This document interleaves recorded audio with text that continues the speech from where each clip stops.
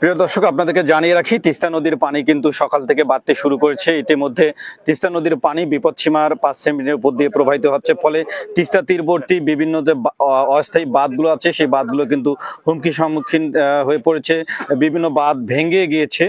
আমরা দেখছি যে হাতীবান্ধা উপজেলা নির্বাহী কর্মকর্তা শামীম মিয়া আজকে গভীর রাতেও তিনি কিন্তু তিস্তা পাড়ে অবস্থান করছেন এবং ইতিমধ্যে আপনারা দেখছেন যে স্থানীয় লোকজনের সহযোগিতায় এই যে বাঁধগুলো এখনো ভালো আছে সেগুলোকে কিভাবে রক্ষা করা যায় সেই জন্য কিন্তু বালু বস্তা ভরাট করা হচ্ছে এবং সকল প্রকার প্রস্তুতি নেওয়া হচ্ছে। আমরা সেই দৃশ্য আপনাদেরকে দেখানোর চেষ্টা করছি। দেখছেন হাতীবান্ধা উপজেলা নির্বাহী কর্মকর্তা শামীম মিয়া, তিনি এই মুহূর্তে হাতীবান্ধা উপজেলার শিঙ্গিমারি এবং সিন্ধু গড্ডিমারি যে সীমান্তবর্তী বেশি মোড় আছে সেখানে আসছেন।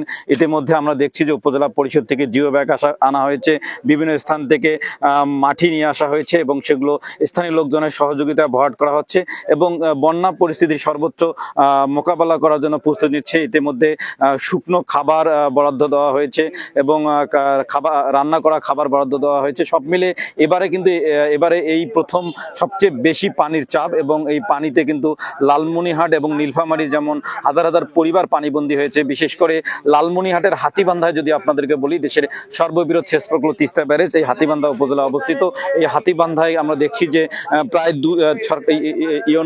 শামীম মিয়া জানালেন যে প্রায় 2000 বাড়ি পানিবন্দী হয়েছেন। তিনি যদিও বলছেন 2000, কিন্তু পানিবন্দী আমরা দেখছি তারও বেশি, প্রায় 4-5 হাজার পরিবার পানিবন্দী হয়েছে এবং বিভিন্ন রাস্তাঘাট কিন্তু ভেঙে গিয়েছে। পানি হু হু করে লোকালয়ে প্রবেশ করছে। সব মিলে পরিস্থিতি একেবারে আতঙ্কিত হয়েছে তিস্তা পাড়ের লোকজনের মাঝে, ভয় প্রকাশ করছে। যদিও পানি উন্নয়ন বোর্ড সবাইকে ভালো সতর্ক থাকার আহ্বান জানিয়েছেন।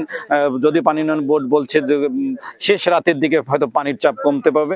আমরা দেখছি যে হাতীবান্ধা উপজেলা নির্বাহী কর্মকর্তা শামীম মিয়া তিনি কিন্তু খোঁজ নিয়েছেন। সাথে রয়েছেন গড্ডিমারি ইউনিয়ন পরিষদের প্যানেল চেয়ারম্যান রয়েছেন, স্থানীয় বিএনপির নেতৃবৃন্দ রয়েছেন, ইউপি সদস্যবৃন্দ রয়েছেন।